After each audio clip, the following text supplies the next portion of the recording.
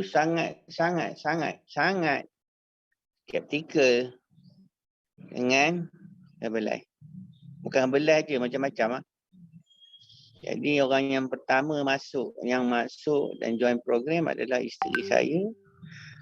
Merupakan Coach Mala, orang pertama peserta online President Team Maksu.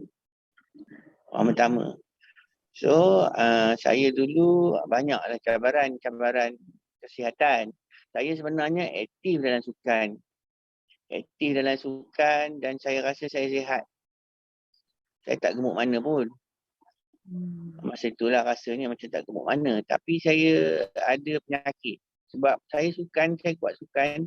Saya main polo. Saya punya pemakanan tu yang tak betul.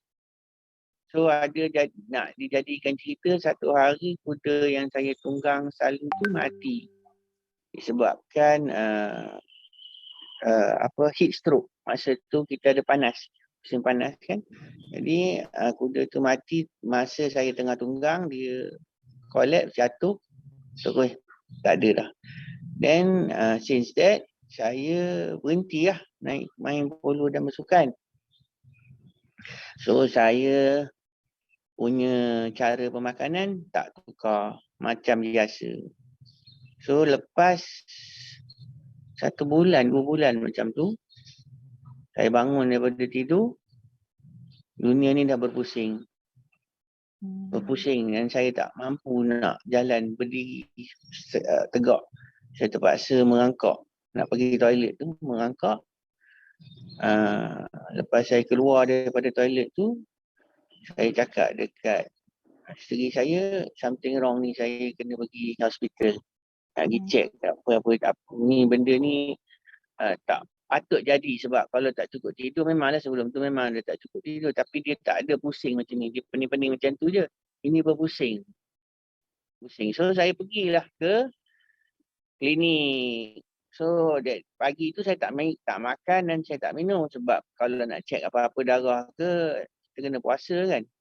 Jadi oleh kerana mak saya nurse dulu ni, mak saya nurse, dia cakap kalau kita nak pergi makan, kalau kita nak ambil darah, kita kena puasa. So saya tak makan apa-apa sebab kalau saya makan ke, saya kena buat lagi sekali. So tunggulah doktor tu datang dalam 9:30 macam tu.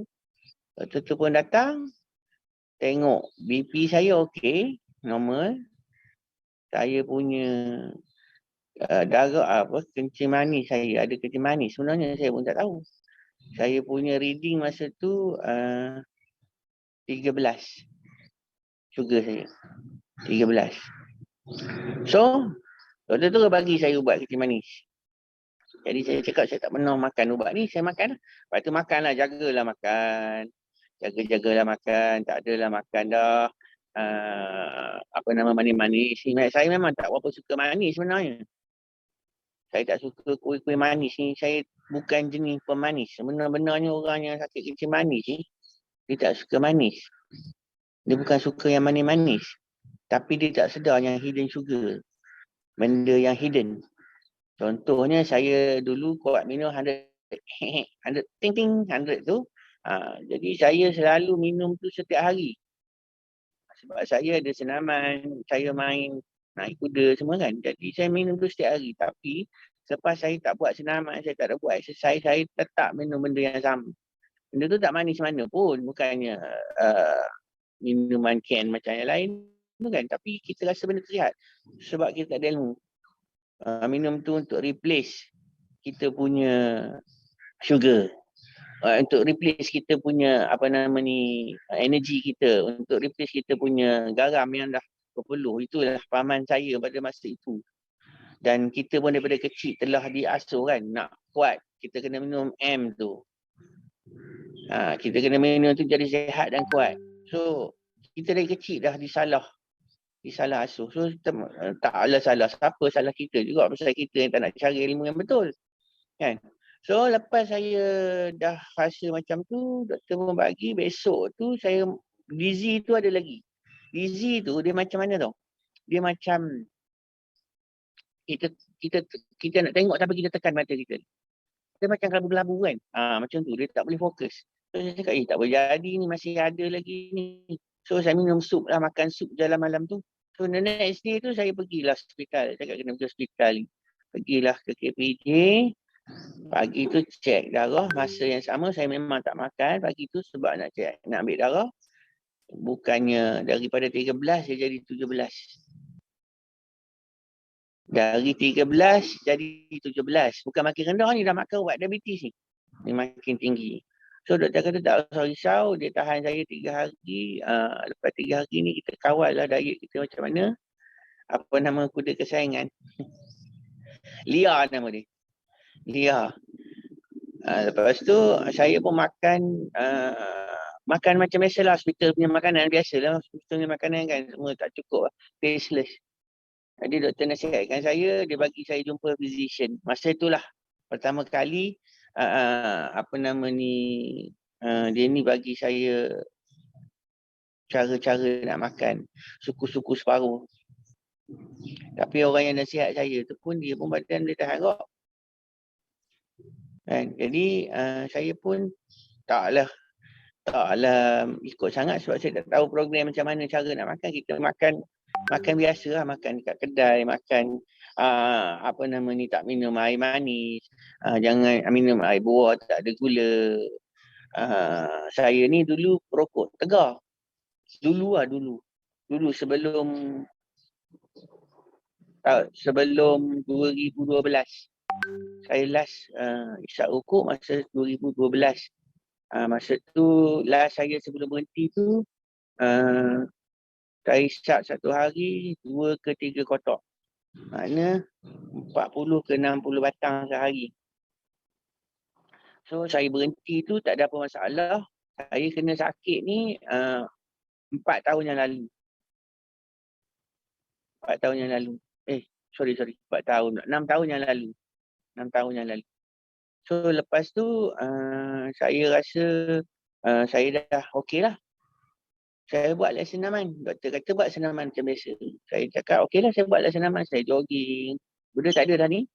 Saya jogging, saya exercise lah. So saya kena jogging 5 ke 10 kilometer sehari. Makan semua jaga, tak boleh manis langsung, tak makan sup sahaja. Plus saya kena makan ubat. Dan saya punya sugar tetap 10, 9 atau 8. Tak boleh dah normal. So pada masa tu saya rasa macam payah sikit lah kan. Sampai bila saya nak kena jogging macam ni? Umur saya masa tu 40-an. Cakap umur saya 50-an ni takkan nak buat benda yang sama. Saya tak nak makan ubat. Saya cakap kat doktor, boleh tak saya tak makan ubat? Doktor kata boleh. Tapi you kena kecilkan badan. Kena buang lemak di belly tu. Kat perut, kat tepi kiri kanan tu kena buang lemak tu. Sebab selagi lemak tu ada, selagi tu pankreas tak nak kerja.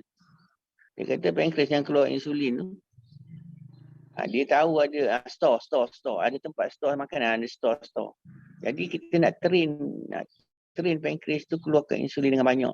Supaya makanan kita tu dia boleh penetrate lah. Jadi tak ada dia lekat kat darah kita di sugar tu.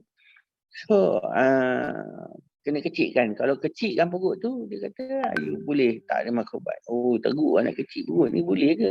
Dia kata ada ke orang yang tak makan? Saya tanya doktor, patient doktor. Dia kata ada. Oh, mesti muda ni. Tak. Umur dia 50 ke 60 tahun.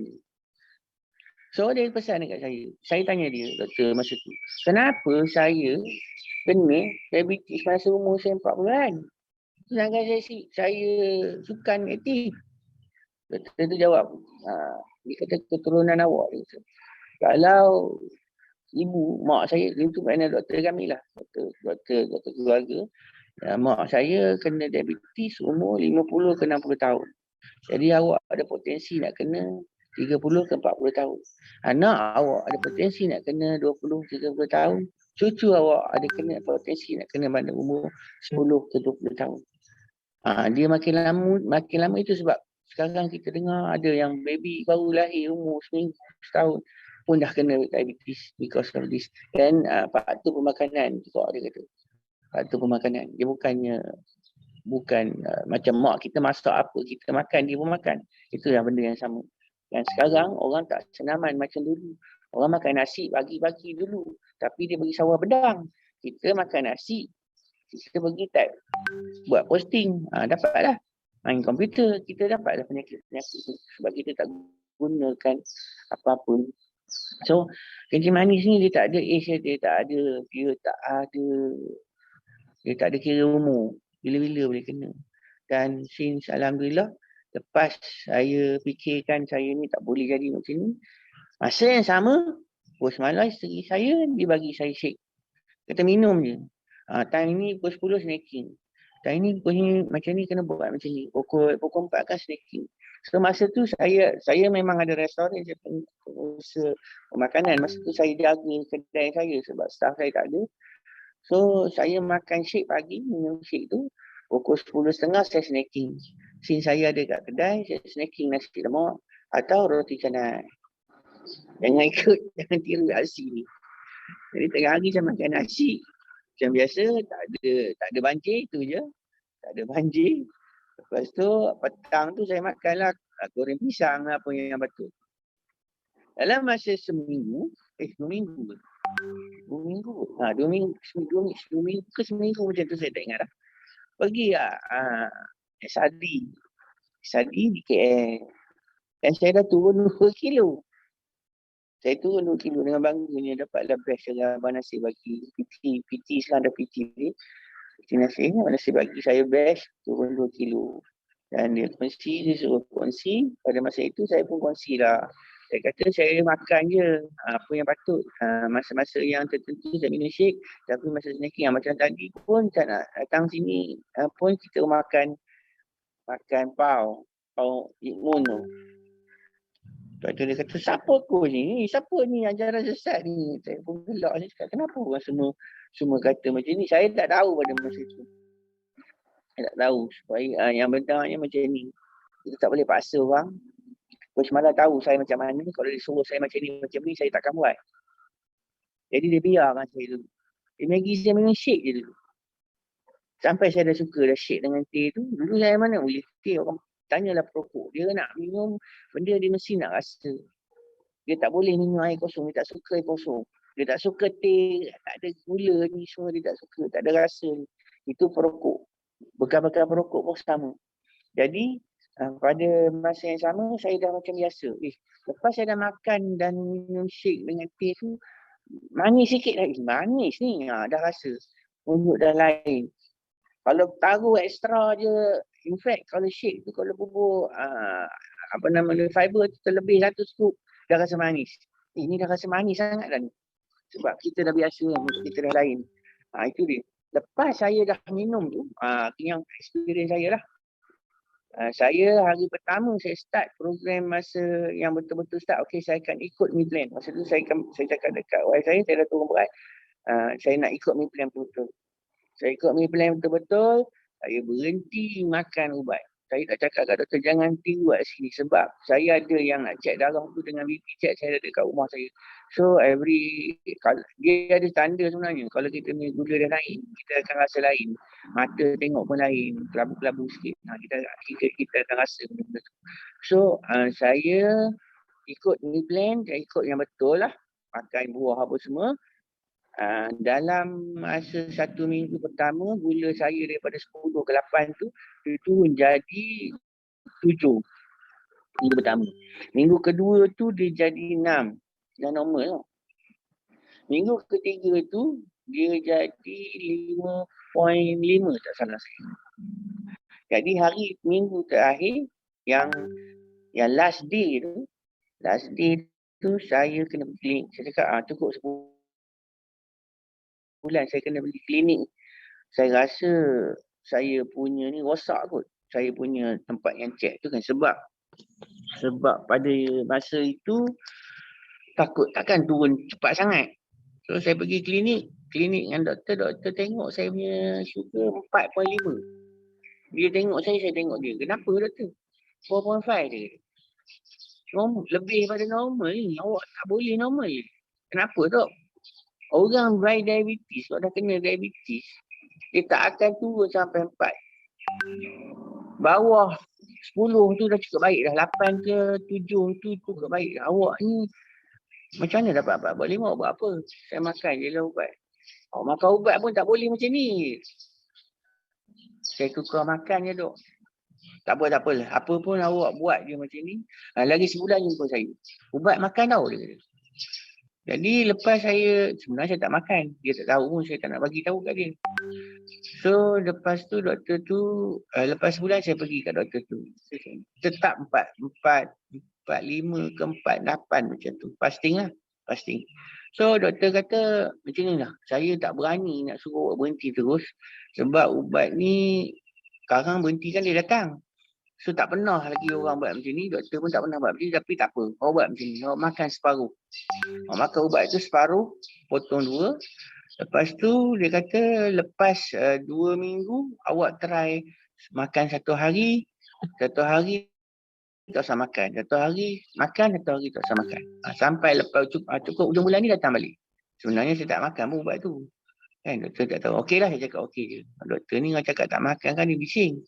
So saya cakap okey. Lepas saya cakap okey tu dia kata tak apalah. Lepas sebulan saya pergi juga tetap yang sama. Reading sama. So doktor kata okey macam ni lah awak tak payah makanlah dulu. Tengok macam mana. Lepas 2 minggu datang. Bukan sebulan, lepas 2 minggu. Lepas 2 minggu datang cek yang sama. Dia kata tak apalah awak ni okey je dah. So lupa nak cerita tadi.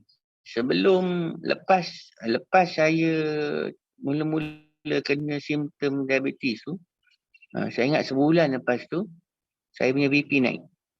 BP saya jadi 1.4 sebelum masuk program lah. Daripada 120 ke 70, dia jadi 140, 100, 160, 110. Macam tu. BP pun dah ikut sekali. Pun dah tak normal. Itu yang saya buat keputusan untuk ubah. Untuk ubah sebab saya tahu macam mana orang yang makan ubat. Saya tengok mak saya dulu memang dia makan ubat. Dan dia ni susah lah nak. Dia akan kacau macam benda-benda lain. Buah pinggang dia kacau. Tapi dia tak ada.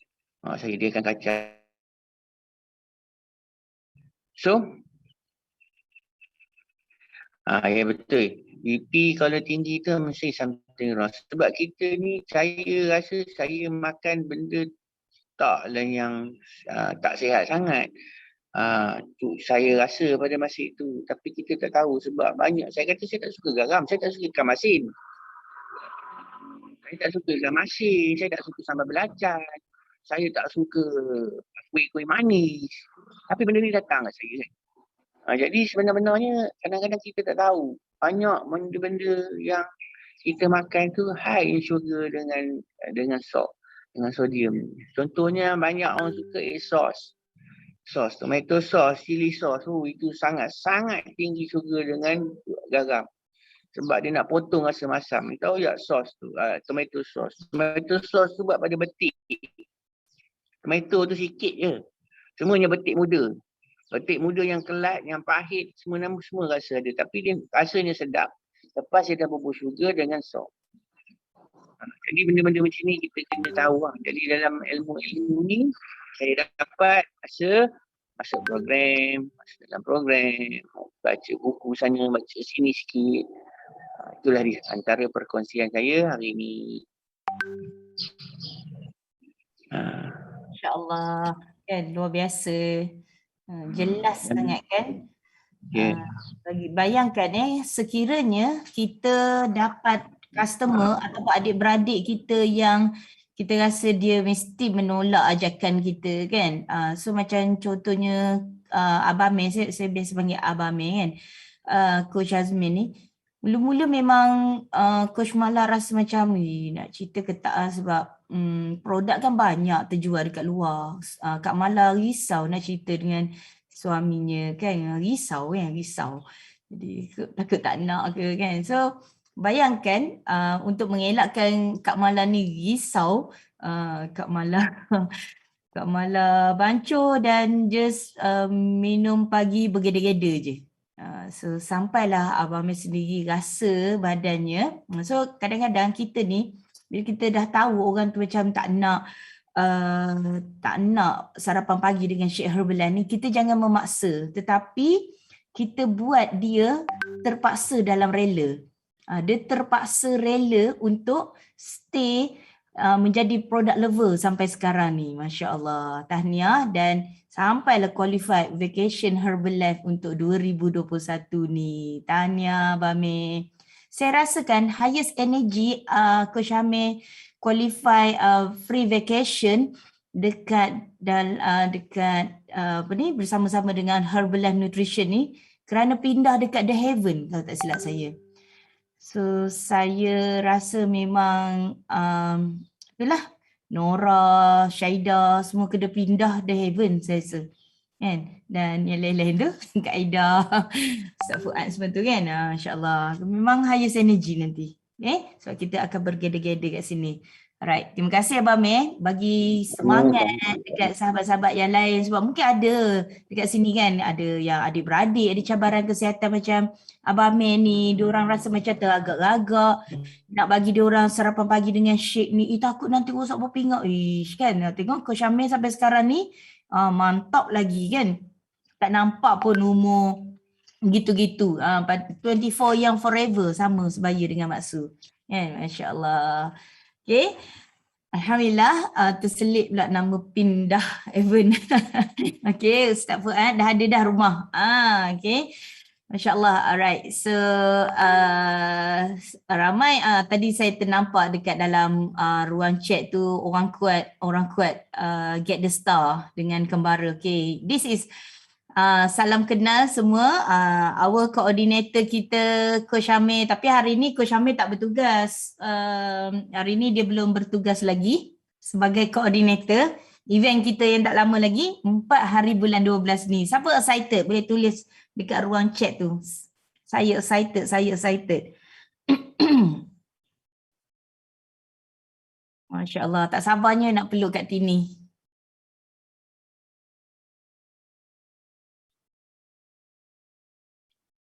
Excited Masya Allah. Okay. Saya